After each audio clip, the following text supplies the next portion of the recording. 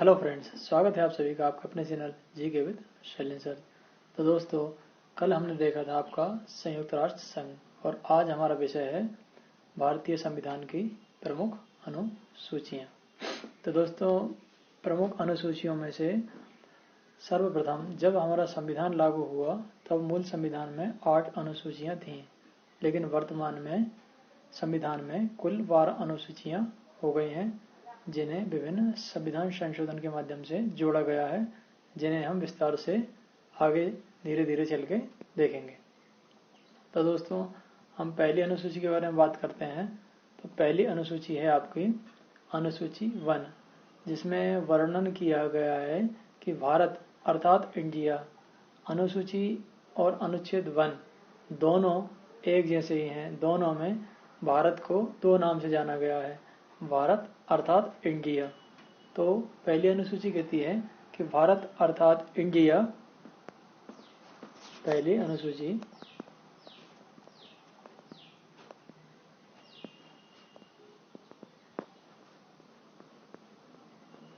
अनुसूची में आपके कहा गया है कि भारत अर्थात इंडिया राज्यों का एक संघ होगा। राज्यों का संघ होगा। पहली अनुसूची में कहा गया है भारत अर्थात इंडिया राज्यों का एक संघ होगा, जिसमें वर्तमान में 28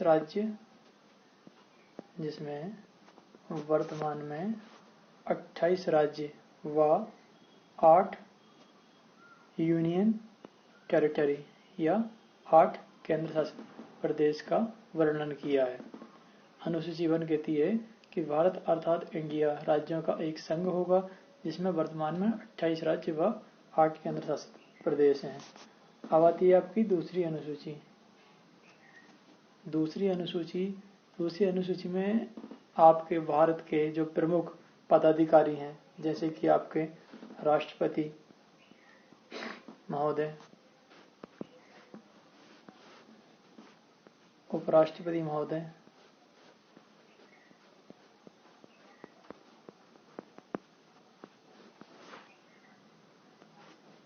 आगे आपके राज्यसभा के उपसभापति,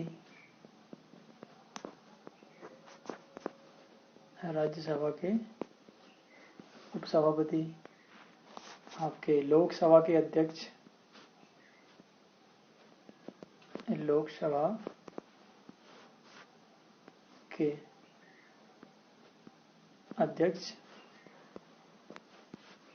व उपाध्यक्ष,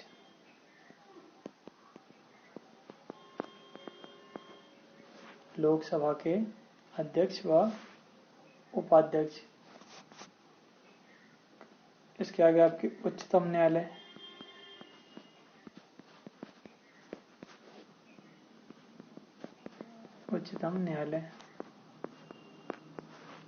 व उच्च न्यायालय माने सुप्रीम कोर्ट व हाई कोर्ट। सुप्रीम कोर्ट व हाई कोर्ट के जज या न्यायाधीश एवं भारत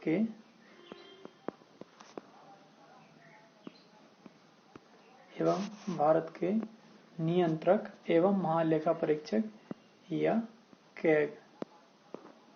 भारत के नियंत्रक एवं महालेखा परीक्षक इन सभी नेताओं अधिकारियों के भत्ते, पेंशन व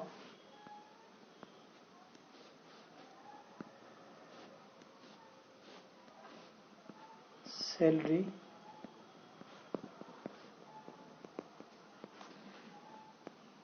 का उल्लेख किया गया है। तीसरी अनुसूची में आपकी 2 अनुसूची हो गई हैं।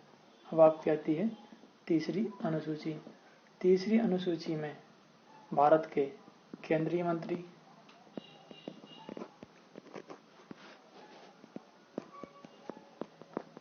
भारत के केंद्रीय मंत्री, राज्यों के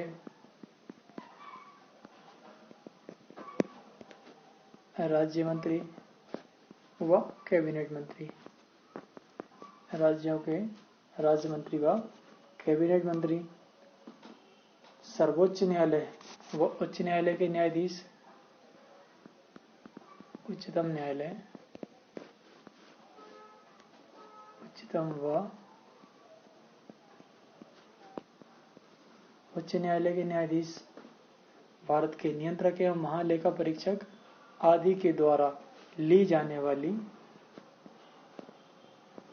शपथ का उल्लेख किया गया है। ली जाने वाली शपथ का उल्लेख किया गया है। दूसरे अनुसूची में इन सभी के पेंशन, वेतन एवं भत्ते की बात की गई है और तीसरे अनुसूची में इन सभी पदाधिकारी व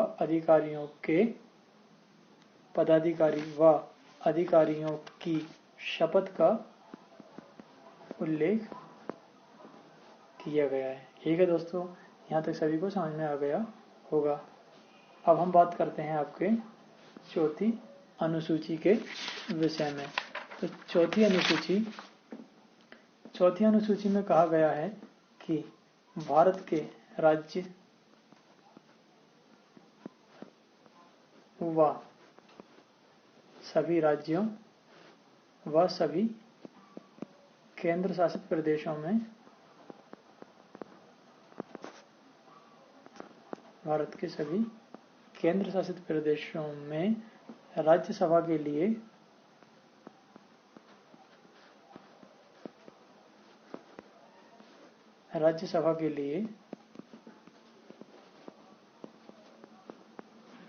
सीटों का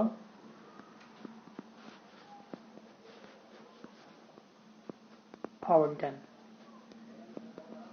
या सीटों का बंटवारा। चौथी अनुसूची में कहा गया है कि भारत के सभी राज्यों और केंद्र शासित प्रदेशों के लिए राज्यसभा में सीटों के आवंटन एवं बंटवारे के बारे में उल्लेख किया गया है। जैसे उत्तर प्रदेश में राज्यसभा की कितनी सीट हैं? 31 सीट हैं। और हमारे मध्य प्रदेश में राज्यसभा की कितनी सीटें हैं? तो दोस्तों मध्य प्रदेश में है आपके 11 सीटें राज्यसभा के लिए। ठीक है दोस्तों, हम बात करते हैं आपके पांचवी अनुसूची के विषय में। तो पांचवी अनुसूची आपकी कहती है कि भारत में जितने भी अनुसूचित क्षेत्र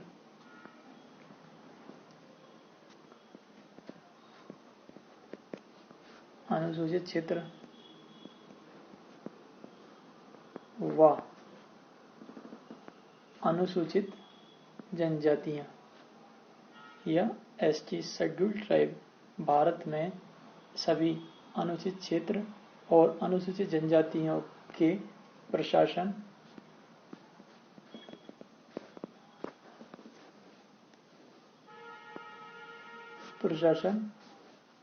व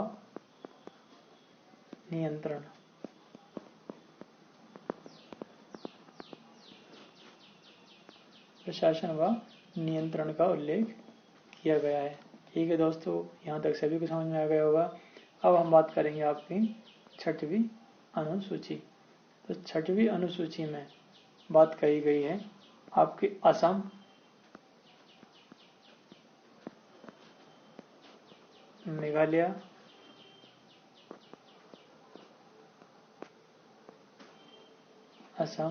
मेघालय, त्रिपुरा और मिजोरम।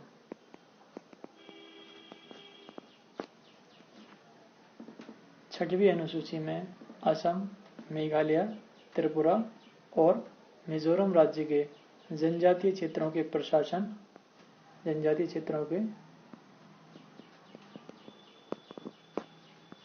के बारे में उल्लेख किया गया है। सातवीं अनुसूची में हम बात करेंगे।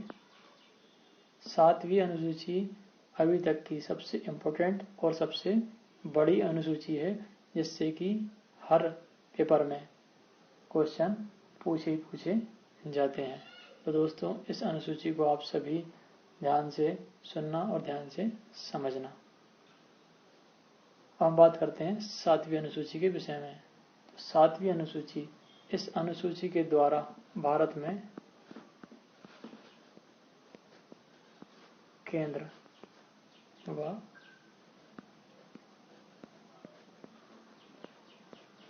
राज्यों, 7वीं अनुसूची के द्वारा भारत में केंद्र व राज्यों के मध्य शक्तियों का विभाजन,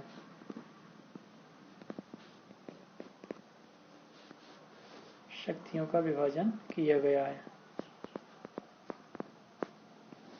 जैसे कि कुछ विषय हैं जिन पर कानून बनाने का अधिकार केंद्र सरकार को है और कुछ विषय ऐसे हैं जिन पर कानून बनाने का अधिकार राज्य सरकार को है, और कुछ विषय ऐसे हैं जिन पर केंद्र और राज्य दोनों ही कानून बना सकते हैं। तो इसके लिए संविधान में 3 सूचियों का वर्णन किया गया है। इसके लिए संविधान में 3 सूचियां दी गई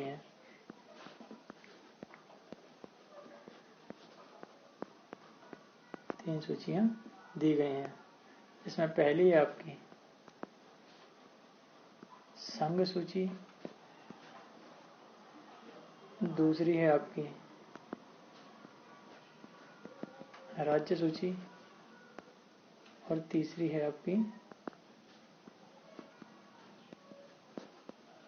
समवर्ती सूची।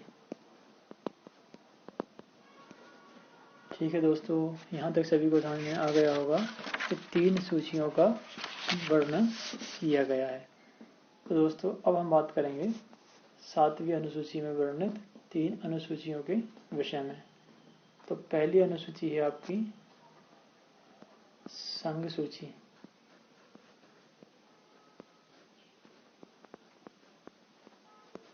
पहली अनुसूची कौन सी होगी आपकी? संघ सूची।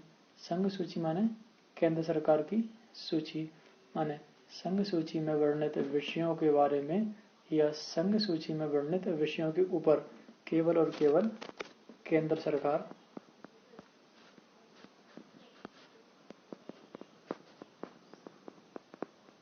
सरकार ही कानून बना सकती है। संघ सूची में वर्णित विषयों पर केवल और केवल केंद्र सरकार ही कानून बना सकती है, न कि कोई भी राज्य सरकार। जब संविधान लागू हुआ उस समय संघ सूची में 97 विषय थे कि 97 विषय पे केंद्र सरकार कानून बना सकती है। और वर्तमान में जो है संघ सूची में कितने नियम हैं? वर्तमान में संघ सूची में 100 विषय हो गए हैं, माने 3 विषय बढ़ गए हैं जिन पर भी केंद्र सरकार कानून बना सकती है। तो दोस्तों हम देख लेते हैं 100 में से कुछ महत्वपूर्ण विषय, जैसे कि उदाहरण में हम देख लेते हैं ये विषय आखिर कौन कौन से होते हैं। जैसे पहला हो गया आपका सेना, कि सेना के संबंध में केंद्र सरकार ही कानून बना सकती है, न कि राज्य सरकार। दूसरा हो गया आपका रक्षा, रक्षा के संबंध में हथियारों की खरीद फरोख्त करना, भारतीय सेना, वायुसेना, नेवी, अर्धसैनिक बल, इनके संबंध में सिर्फ और सिर्फ केंद्र सरकार ही कानून बना सकती है। तीसरा विषय हो गया आपका विदेशी मामले। विदेशी मामले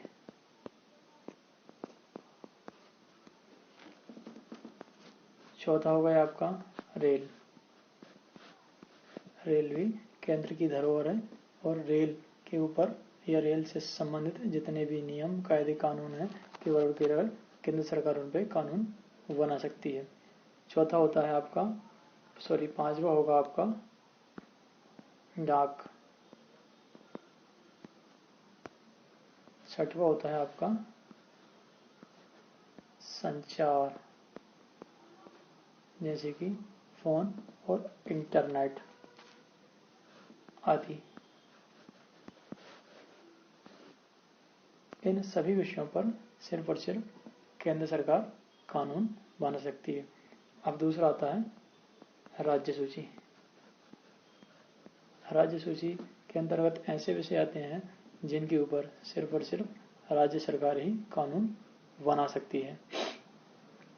संविधान लागू होने के समय, संविधान जब लागू हुआ, मूल संविधान में इस सूची में 66 विषय थे, 66 विषय थे जब संविधान आपका लागू हुआ। तो दोस्तों वर्तमान में इसमें कितने विषय हैं?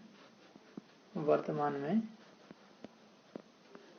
इसमें 61 विषय हैं। माने इस राज्य सूची में विषयों की संख्या कम हो गई है। अब हम देख लेते हैं इसमें महत्वपूर्ण विषय कौन कौन से हैं जो हमारे एग्जाम में हमसे पूछे जा सकते हैं। तो राज्य पुलिस के ऊपर कानून बनाने का अधिकार राज्य सरकार को है। न्यायालय जैसे कि उच्च न्यायालय, अधीनस्थ न्यायालय एवं जिला न्यायालय, इन पर कानून बनाने का अधिकार राज्य सरकार को है।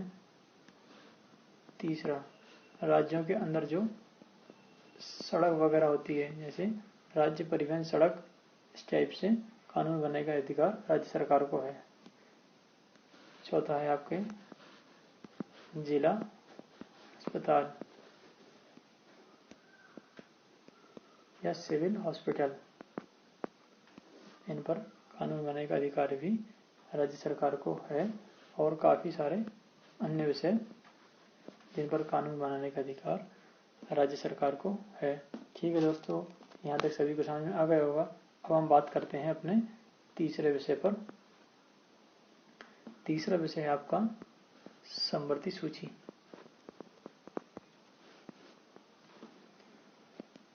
समवर्ती सूची, समवर्ती सूची में दिए गए विषयों के ऊपर केंद्र सरकार व राज्य सरकार दोनों ही कानून बना सकती हैं, लेकिन विवाद की स्थिति में केंद्र सरकार द्वारा बनाया गया कानून ही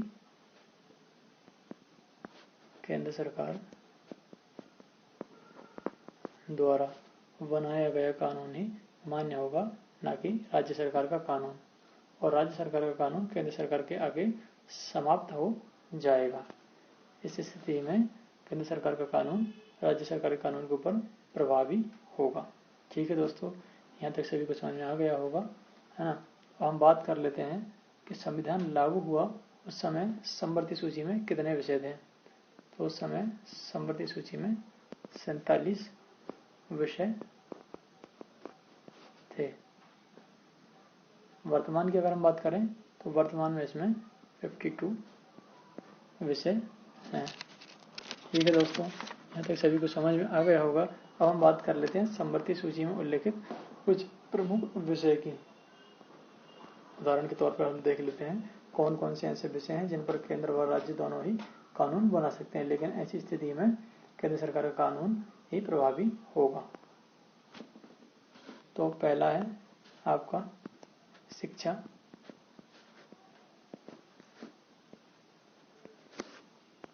दूसरा विषय है आपका कारखाने,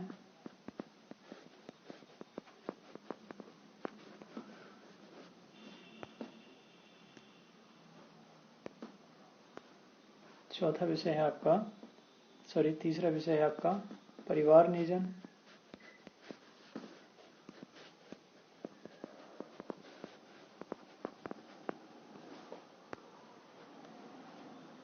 चौथा विषय है आपका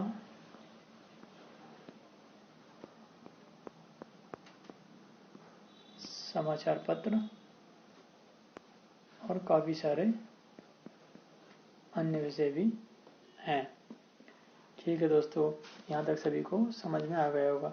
यहाँ पर हमारे संविधान के प्रमुख अनुसूचियों में से 7 अनुसूचियां आपकी कंप्लीट हो गई हैं। ये हमारा पहला पार्ट हो गया है। अब इसके आगे का दूसरा पार्ट हम आपके अगले वीडियो में देखेंगे। तो दोस्तों, आपका अपना चैनल ही है और अपने चैनल को ही ज़्यादा से ज़्यादा लाइक, शेयर और सब्सक्राइब करें और नीचे हमने लिंक दी है आपको, जहाँ से आप PDF प्राप्त कर सकते हैं हमारे टेलीग्राम चैनल से।